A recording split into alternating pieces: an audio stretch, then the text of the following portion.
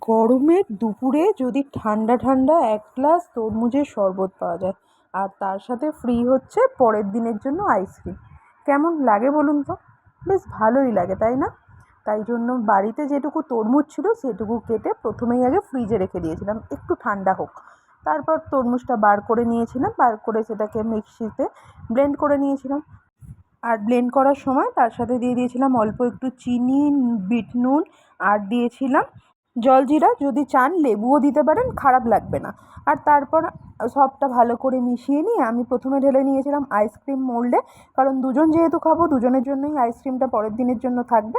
তাই ওইটা ফ্রিজে রেখে দিয়েছিলাম। আর তারপর দিয়ে দিয়েছি একটা গ্লাসে বরফ, আর একটা গ্লাসে বরফ দিইনি। কিন্তু তারপর কি জানি চন্দনের মনে হলো একটু ঠান্ডা ঠান্ডাই খাবে, তাই ওর গ্লাসেও আর একটা বরফ কুচি দিয়ে দিলাম।